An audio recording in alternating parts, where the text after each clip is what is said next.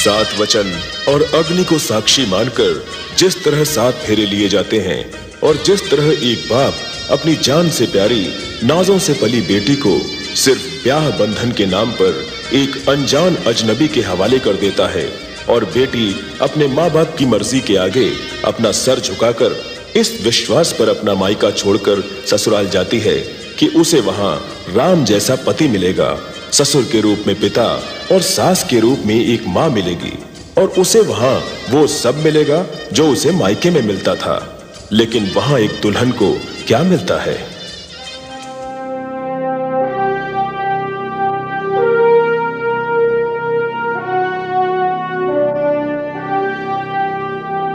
बस इतना ही सामान लेकर आई हो? अरे ये क्या कम है?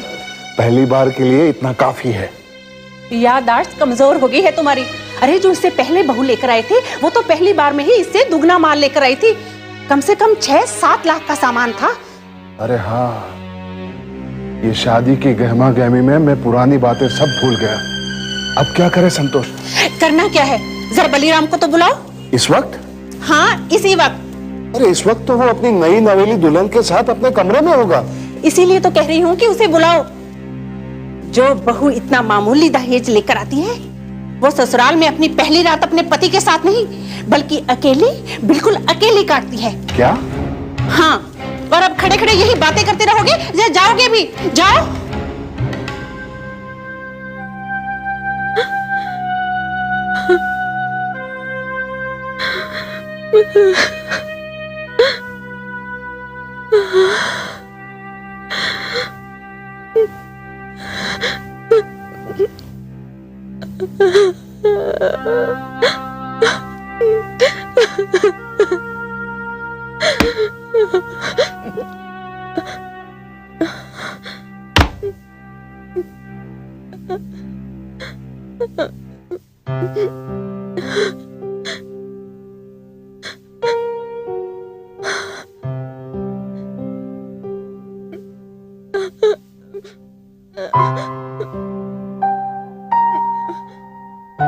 ये क्या पूर्णिमा, तुम रो रही हो? ये रोने धोने के रिवाज बहुत पुराने हो गए, अब रोना बंद करो। और वैसे भी अब तुम अपने मायके में नहीं, ससुराल में हो, और रोने धोने के लिए सारी उम्र तो पड़ी ही है हमारे पास। अब अपना ये प्यारा सा चेहरा मुझे दिखा दो। बलिराम! बलिराम!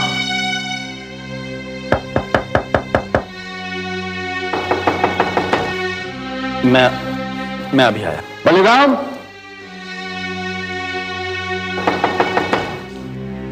बलिराम! बेटा बलिराम! जी आप जरा आना मेरे साथ। जी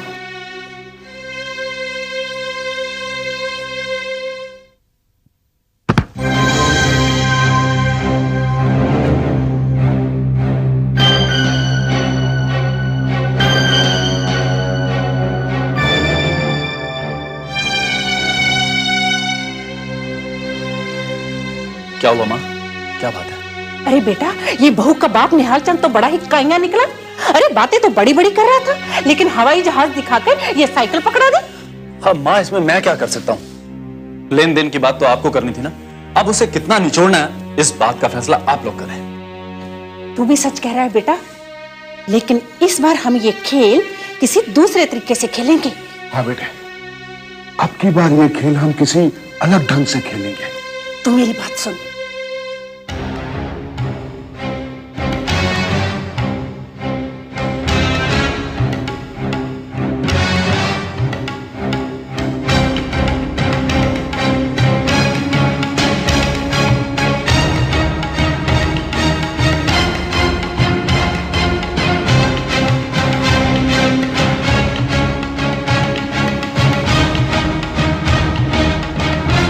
हाँ माँ, मैं समझ गया।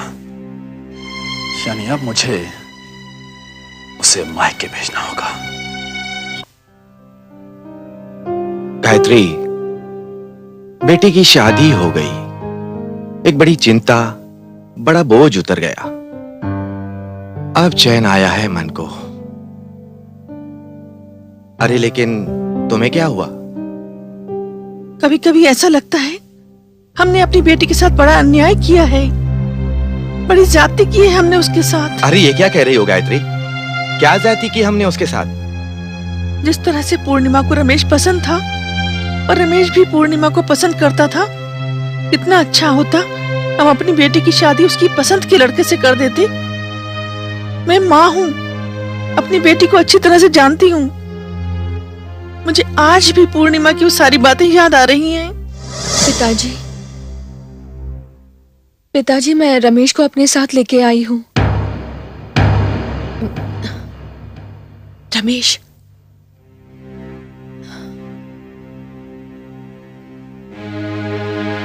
नमस्ते जी। पिताजी, आप अगर एक बार इससे मिल लेंगे तो आपको भी पता चलेगा कि मेरी पसंद बिल्कुल गलत नहीं है। हम एक दूसरे से बहुत प्यार करते हैं पिताजी। मैं बहुत खुश होंगी इसके साथ। पूर्णिमा, तुम मेरी इज्जत बर्बाद करने पर क्यों तुली हो? तुम्हारी सगाई हो चुकी है बलीराम के साथ। सगाई हुई है पिताजी, शादी तो नहीं। तोड़ दीजिए ये सगाई। क्या सगाई तोड़ दूं? मेरी एक बात का जवाब दोगी तुम? जब इस रिश्ते की बात चल रही थी तब तुमने मुझे क्यों नहीं रोका? उस समय हिम्मत नहीं जुटा पाई पिताजी, डर लगता था आपसे। और अब हिम्मत जुटा ली तुमने? डर निकल गया तुम्हारे मन से? और क्या कहकर तोड़ूं मैं ये सगाई? कह दूं कि मेरी बेटी एक ऐसे लड़के से प्यार करती है जिसे मैं जानता तक नहीं, जिसके खानदान के बारे में मुझे कुछ भी पता नहीं। और जब लोग मुझसे कहेंगे कि अगर मैं जानता था कि मेरी बेटी किसी और से प्यार करती है तो मुझे ये रिश्ता जोड़ने की क्या जरूरत थी, ये सगाई करने की क्या जरूरत थी, तो मैं क्या जवाब दूंगा उन्हें? मजाक समझ लिया है तुमने इसे? लोग हंसेंगे, मजाक उड़ाएंगे मेरा, हम कहीं मुंह दिखाने लायक नहीं रहेंगे।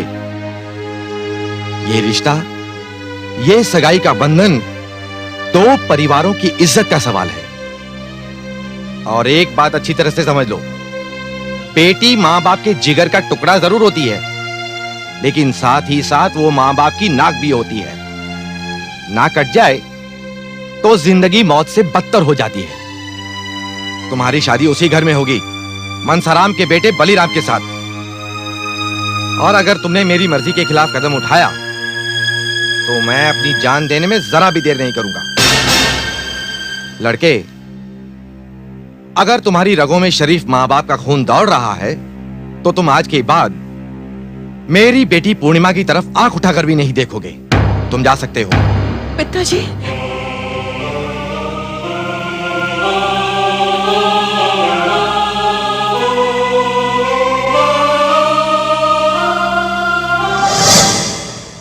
पूर्णिमा की मां, मैंने जो कुछ भी किया सोच समझकर और अपनी बेटी के भविष्य को ध्यान में रखकर किया। आजकल अच्छे लड़के मिलते कहां हैं? लड़कियां बूढ़ी हो जाती हैं अच्छे रिश्तों के इंतजार में। और मैंने जहां रिश्ता किया है वहां इतना दहेज दिया है कि वो लोग खुश होंगे। अरे, इस वक्त कौन आया है? मैं देखता हूं। अरे पूर्णिमा बेटी, तुम? दामाद जी कहां हैं? मैं अंदर आ जाऊं? आजा बेटी, आजा आजा।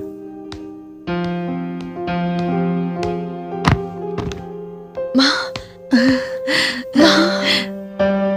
सब ठीक ठाक तो है ना? हाँ माँ, ठीक ही है। लेकिन बेटी, तू अकेली कैसे चली आई? वो पिताजी, ओह, सब ठीक है ना बेटी? हाँ माँ। हेलो भाई साहब, मैं आपका समधी मनसाराम बोल रहा हूँ। नमस्ते। नमस्ते भाई साहब। नमस्ते। क्या बात है भाई साहब, सब कुशल मंगल तो है ना? वो तो सब पता नहीं, मगर मैं आपको बताऊं कैसे? हाँ, क्या है भाई साहब? वो क्या है, हमारी बहू घर पर नहीं है। न जाने किसी को बिना बताए कहाँ चली गई है वो। हम सब लोग बहुत परेशान हैं यहाँ। वो बात ऐसी है भाई साहब कि वो अभी अभी यहाँ आई है। अच्छा, वो वो आपके घर आई है? हाँ भाई साहब, अभी अभी आई है। बहुत अच्छा लगा ये सुनकर भाई साहब। हमारे सर से चिंता का बोझ हल्का हो गया। मगर आप एक बात हमारी बहू से जरूर पूछिएगा। अगर उसे अपने मायके ही जाना था तो हमसे बताकर जाती। हम उसे मना तो नहीं करते ना।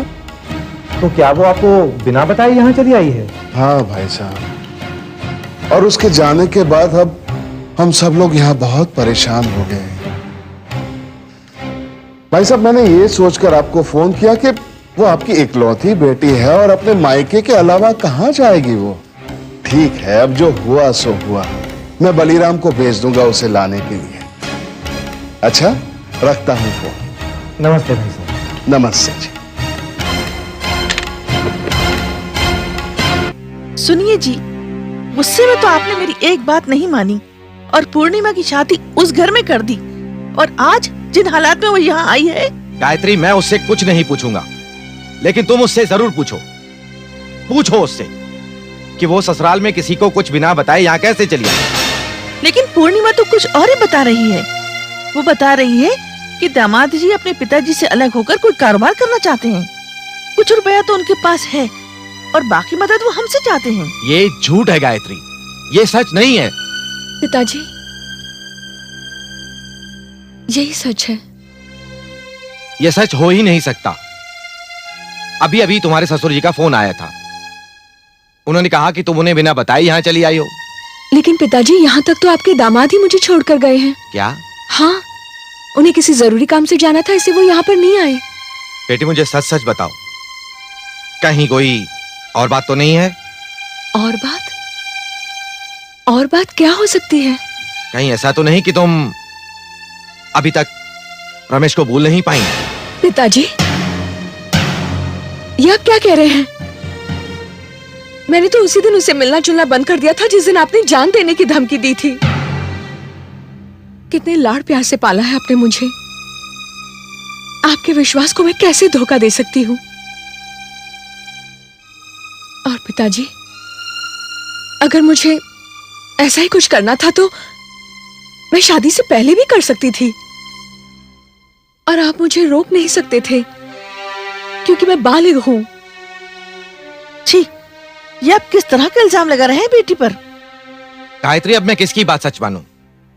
जो ये कह रही है अगर वो सच होता तो इसके ससुर की बातों से मुझे उसकी भनक जरूर मिल जाती। तुम्हें अपनी बेटी की बातों पर भरोसा नहीं है? मुझे तो इसकी एक एक बात सच लग रही है। मुझे तो ऐसा लग रहा है कि हमसे बेटी की आड़ में पैसा खींचने की ये एक चाल है उनकी। नहीं गायत्री, कमीने से कमीना और लालची से लालची आदमी भी इतना जल्दी अपना रंग नहीं बदलता।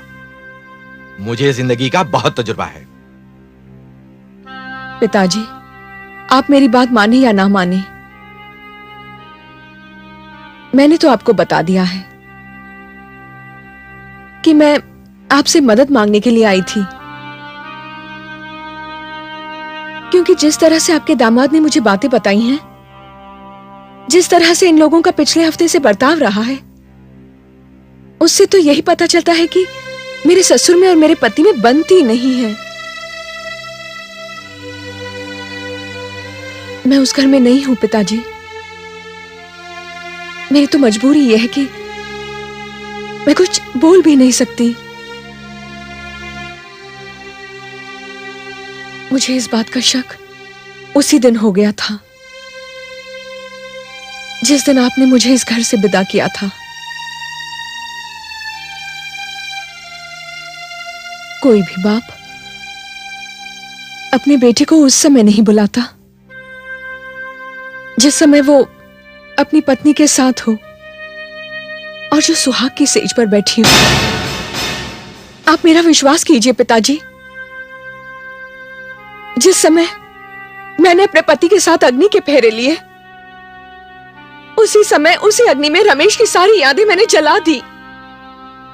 आप मेरा विश्वास कीजिए पिताजी। मैं जानती हूँ बेटी, तुझे अच्छी तरह से जानती हूँ। अगर तेरी चिंता सही है तो तेरे पिता मदद जरूर करेंगे। क्यों नहीं करेंगे?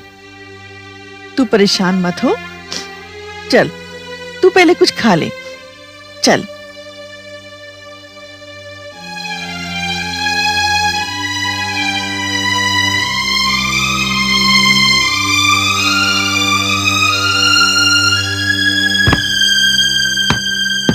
माँ, माँ, क्या है?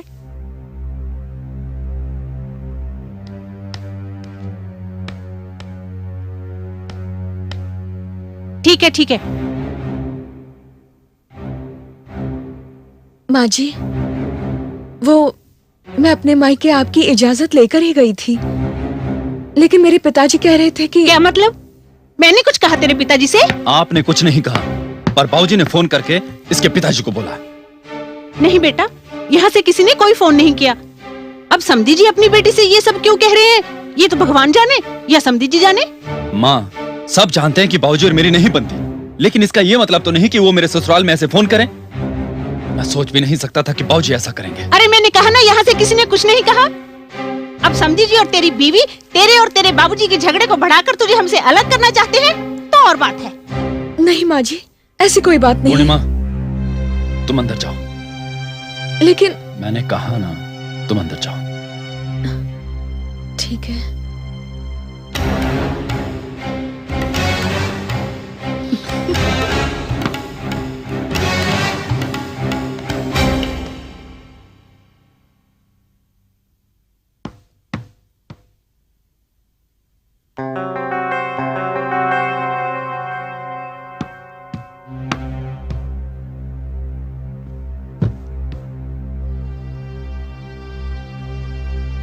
पूर्णिमा, माँ की बात का बिल्कुल बुरा नहीं मानना।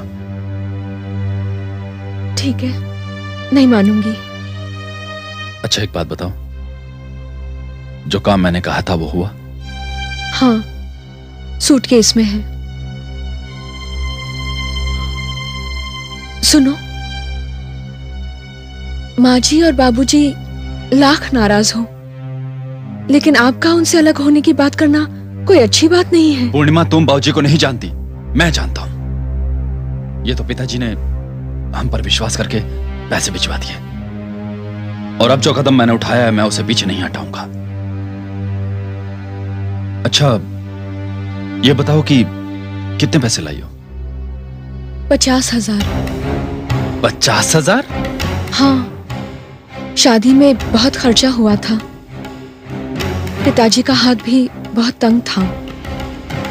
ये रकम भी उन्होंने कर्ज लेकर दी है। पूर्णिमा, तुम्हारे बाबूजी कितने अच्छे हैं। तुम्हें 50,000 रुपए दिए और मुझसे जिक्र तक नहीं किया। ये अलग बात है कि 50,000 से मेरा कुछ नहीं होगा।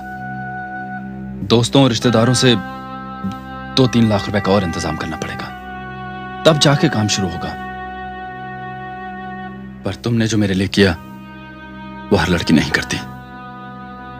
आजकल की लड़कियां तो बस, सच कहूं पूर्णिमा, तुम बहुत अच्छी हो, सच।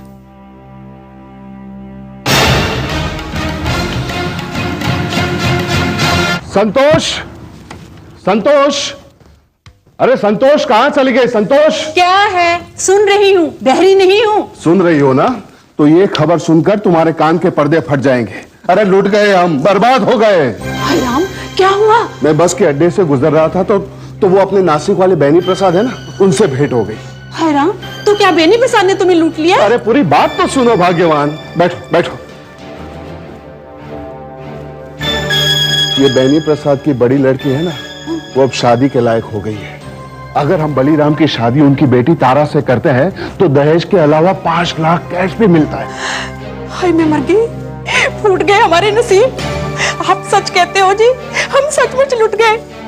अरे जो फेरों पर 5 लाख देने को तैयार हो, वो तो सोने का अंडा देने वाली सोने की मुर्गी है। हाँ, है तो वो सोने की मुर्गी, मगर यहां से भी कुछ आया होगा ना? कुछ खास नहीं बाबूजी, सिर्फ 50,000। क्या? सिर्फ 50,000? हाँ माँ, सिर्फ 50,000। और बाबूजी, उसके लिए भी मेरे ससुर को कर्ज लेना पड़ा। लगता है अब इन तिलों में तेल नहीं है। लेकिन अब ये 10 लाख की आसामी जो है, इसका क्या करूं? इसका क्या करना है? जाकर पकड़ लो। हाँ पकड़ लो, लेकिन इसका क्या करे संतोष? इसका भी वही करेंगे जो पहली वाली का किया। लेकिन तुम मेरी बात नहीं समझती। लेकिन छोड़ो, पहली वाली का किसी को पता चला? इसमें बलीराम की राय लेना बहुत जरूरी है। बाबूजी, आज तक मैंने आपकी बात टाली है, जो अब टालूंगा। और ज्यादा से ज्यादा होगा भी क्या, फांसी तो होगी नहीं। शाबाश बेटे। बहुत अच्छे बेटे। अब भगवान का नाम लेकर शुरू करते हैं शुभ कार्य। हाँ, तो अब बताइए आप यहाँ कैसे? दरअसल बेनी प्रसाद जी, मैं बहुत परेशान हूं। क्यों, क्या परेशानी है? क्या बताओ बेनी प्रसाद जी, अभी महीने भर पहले ही मैंने मेरे इकलौते बेटे बलीराम की शादी की थी। पता नहीं पिछले जन्म में कौन से पाप किए थे, कैसी बदचलन और बदमिजाज बहू मिली है हमें। हमसे बिना बताए घर से चली जाती है और फिर बेशर्म होकर घूम फिरकर वापस घर चली आती है। ऐसी आवारा और बदचलन बहू को आप वापस कैसे आने देते हैं? तो क्या करूं, लोगों के सामने अपनी इज्जत का तमाशा करूं? मेरा बली तो इस लड़के से शादी नहीं करना चाहता था। ये तो हमारी मत मारी गई थी कि इस जहर को हम अमृत समझे और मेरे सीधे साधे भोले भाले बेटे की जिंदगी बर्बाद कर दी। बेनी प्रसाद जी चाहता है कुछ खाकर अपनी जान दे दो। अरे आप क्या कह रहे हैं मनसाराम जी? आप क्यों जान देंगे अपनी? छुट्टियां पकड़कर निकालिए उस लड़की को घर से बाहर, छुटकारा पाइए उससे। आखिर इस दुनिया में कोई कायदा कानून है कि नहीं? बेनी प्रसाद जी, कुछ भी करने से पहले मैं ये सोचता हूँ कि ये समाज क्या कहेगा, ये दुनिया क्या कहेगी। अरे दुनिया और समाज को मारिए गोली और पहले अपने बेटे की जिंदगी को देखिए। अभी उसकी उम्र ही क्या है? अगर उसने अपने आप को कुछ कर लिया तो सारी उम्र रोते रहेंगे आप। नहीं नहीं नहीं नहीं बेनी प्रसाद जी, आप ठीक कह रहे हैं। मैं अभी घर जाकर उस काली नागन से छुटकारा पाता हूं। आपने मेरी चिंता का बोझ हल्का कर दिया, धन्यवाद। हाजी, ऐसी भी क्या जल्दी है? रुकिए और खाना वाना खा कर जाइए। अब खाना कहाँ गले से नीचे उतरेगा बेनी प्रसाद जी। वहां मेरे बेटे के सर पर सदमे की ऐसी बिजली गिरी है, शर्म के मारे उसने घर से बाहर निकलना बंद कर दिया। तो आज्ञा दीजिए, चलता हूं मैं।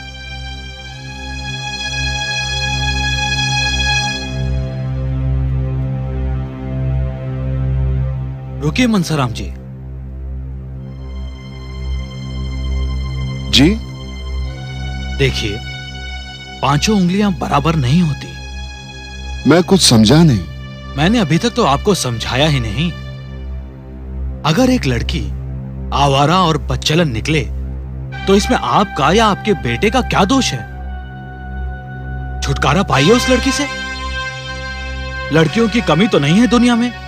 सभी जानते हैं कि आप लोग शरीफ आदमी हैं और शरीफ लोगों की औलाद भी शरीफ ही होती है। उसे कोई भी शरीफ और सुशील लड़की मिल जाएगी। ये आप क्या कह रहे हैं बेनी प्रसाद जी? अरे कौन देगा मेरे बेटे को अपनी बेटी? मनसाराम जी, आप दोस्त समझकर मेरे पास आए हैं, मैं निभाऊंगा आपके साथ दोस्ती। मैं कुछ समझा नहीं बेनी प्रसाद जी। देखिए, आप मेरे पास राय लेने आए थे और मैंने आपको सही राय दे दी।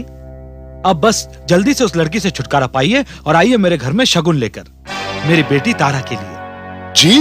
जी हाँ। बेनी प्रसाद जी, बहुत बहुत मेहरबानी, आपकी बहुत बहुत मेहरबानी बेनी प्रसाद जी। आपने मेरे बेटे की जान बचा ली और आप तो इंसान के रूप में देवता है बेनी प्रसाद जी, देवता। अरे ये आप क्या कर रहे हैं? आप धन्य है बेनी प्रसाद जी, आप धन्य है, धन्य।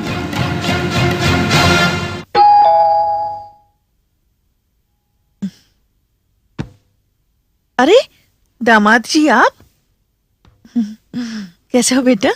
ठीक मुझे। कौन आया है? जी दामाद जी आए हैं। अरे दामाद जी आप जाओ बेटा, बाबूजी के साथ बैठो, मैं चाय लेकर आती हूँ। अच्छा? जीते रहो। क्या बात है बेटे, कुछ परेशान दिखाई दे रहे हो?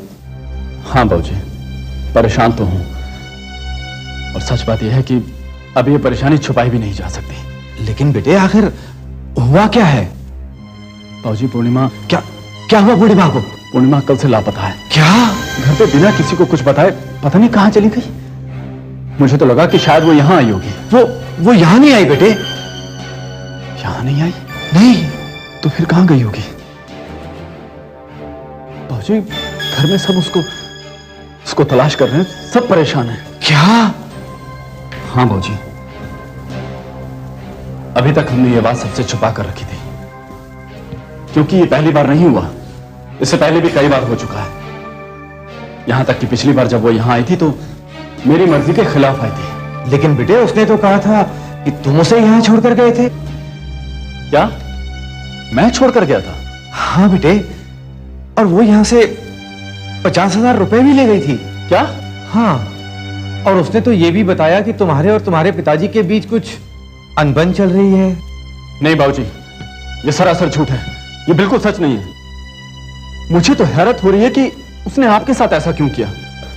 बाबूजी मैं भगवान की सौगंध खा के कह रहा हूं, मुझे 50,000 के बारे में कुछ नहीं पता, और अगर उसे पैसे चाहिए थे तो वो मुझसे मांग सकती थी, मैं उसे देता। और आप बताइए हमें किस चीज की कमी है? भगवान का दिया हमारे पास सब कुछ है, फिर हम आपसे पैसे क्यों मांगेंगे? बाबूजी अगर हमें पैसे मांगने होते तो हम शादी से पहले दहेज में डिमांड करते, पर हम उन कमीनों में से नहीं है जो दहेज मांगते हैं। बाबूजी घर में सब परेशान है, उसका फोन आए या उसका पता चले तो मुझे जरूर बता दीजिएगा।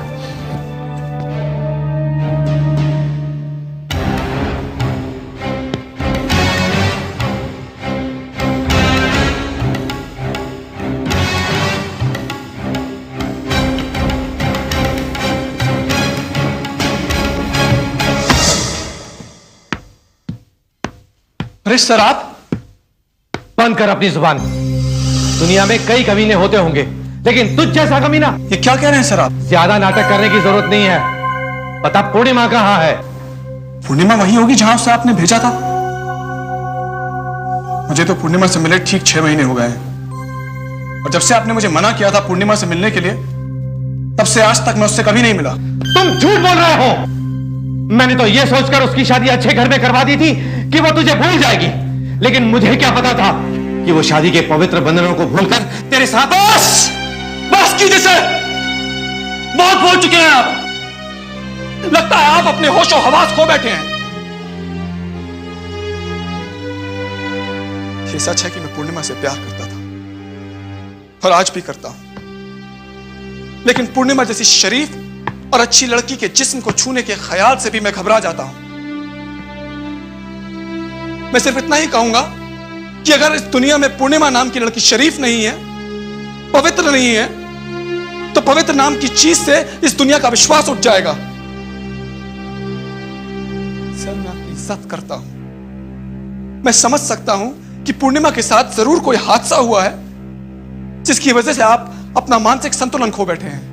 अगर आपकी जगह अल्फाज मेरे अपने बाप ने भी कहे होते तो मैं उनका भी अपमान करता।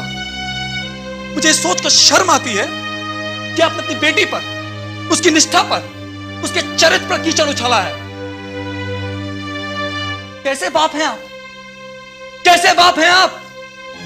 जो लड़की 20 साल आपकी नजरों के सामने रही, अगर आप उसे नहीं समझ सके तो मुझे आप पर और आपकी समझ पर, दोनों पर बहुत अफसोस है। सर इससे पहले कि मैं होशो हवास गवा बैठूं और आपकी शान में कोई गुस्ताखी करूं, प्लीज आप यहां से चले जाइए।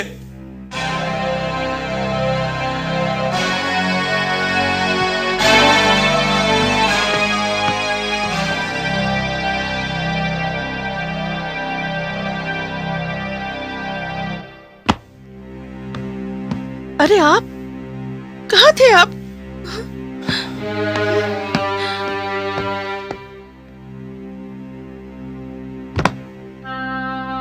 कहाँ थे? आप बताइए ना, कहाँ थे?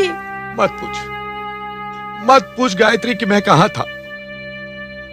मैं हर उस जगह जाकर आया हूं जहां पूर्णिमा के होने की उम्मीद हो सकती थी, पर वो नहीं मिली। गायत्री हम लुट गए, हम बर्बाद हो गए, हमारी इज्जत सरे बाजार नीलाम हो गई गायत्री। पूर्णिमा की ससुराल वालों ने पुलिस में रिपोर्ट लिखाई है। अब पुलिस भी उसकी तलाश करेगी।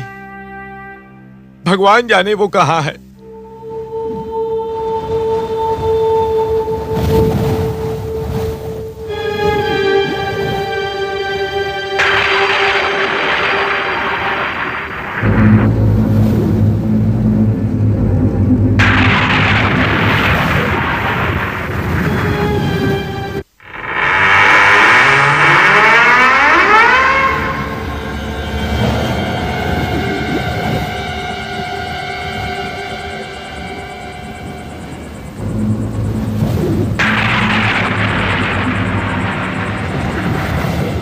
कौन हो तुम?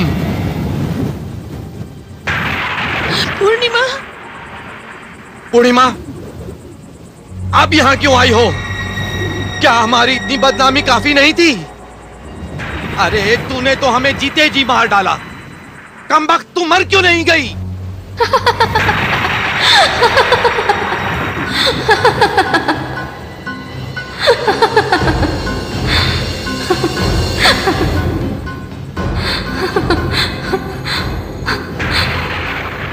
मैं जिंदा कहाँ हूं पिताजी? मेरी लाश तो इस वक्त यहां से बहुत दूर पड़ी है। आपके सामने आपकी बेटी नहीं, उसकी आत्मा है। नहीं। ये क्या हो गया पूर्णिमा? ये क्या हो गया? अब रोने से क्या फायदा माँ? पिताजी, आपने मुझे दहेज के लोभियों के घर भेज दिया। उसी ने, यानी मेरे पति ने मुझे यहां पे भेजा था आपसे रुपया लेने के लिए। लेकिन बेटी, वो तो कहता है कि उसे रुपए मिले ही नहीं और उसको रुपयों के बारे में कुछ भी पता नहीं। ये सब गलत था, ये सब झूठ था पिताजी। ये सब उनकी साजिश थी। इस सब के पीछे एक बहुत गहरा राज है।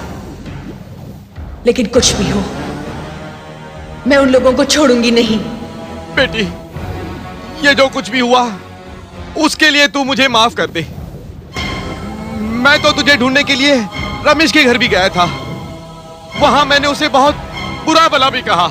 इस सब में उस बेचारे का क्या दोष पिताजी? मेरी इज्जत पर कोई धब्बा ना लगे, मुझ पर कोई उंगली ना उठाए, इसलिए उसने मुझसे मिलना ही बंद कर दिया था। बस एक बार शादी से पहले उसका फोन आया था, और वो भी यही बताने के लिए कि वो मेरा नाम लेकर जिंदगी गुजार देगा, लेकिन मुझसे मिलने नहीं आएगा। ये सब हुआ कैसे? मैं जानती हूँ बेटी, दहेज के लोभी पराई बेटी के साथ कुछ भी बुरे से बुरा सलूक कर सकते हैं।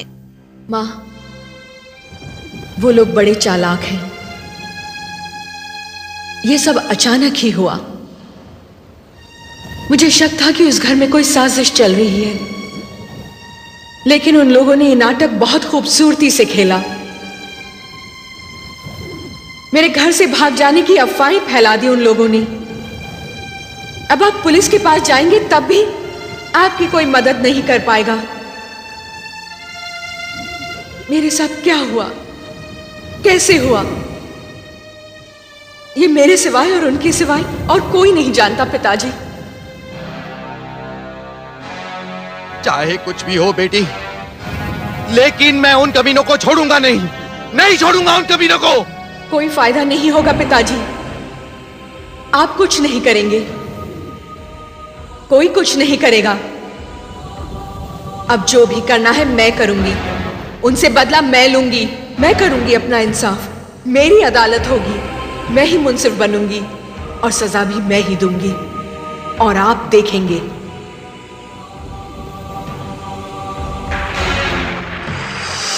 बेटी, बेटी,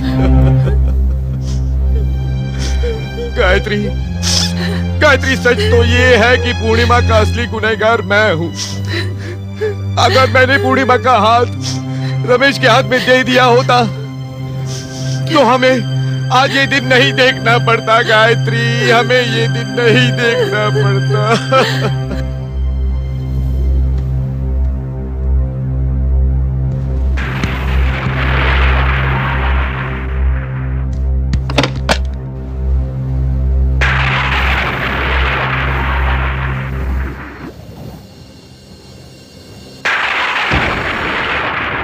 किसे फोन कर रहे हो रमेश?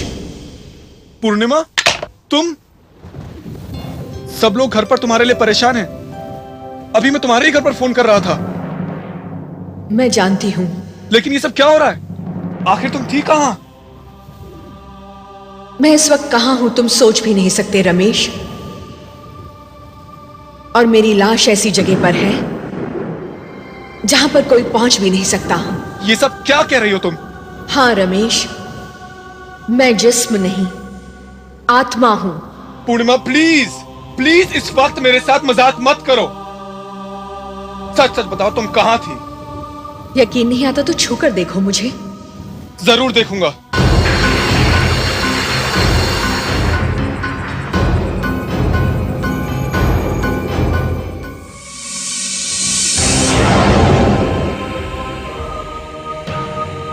पूर्णिमा तुम? हाँ रमेश, मैं दहेज की भेंट चढ़ गई। उन लोगों ने पहले मुझे बदनाम किया, मेरे चाल चलन पर कीचड़ उछाला, और वो भी इस तरह कि उनकी चाल का मुझे पता ही नहीं चला। और फिर एक दिन वो लोग मुझे कुलदेवी के मंदिर ले जाने के बहाने अपने साथ ले गए।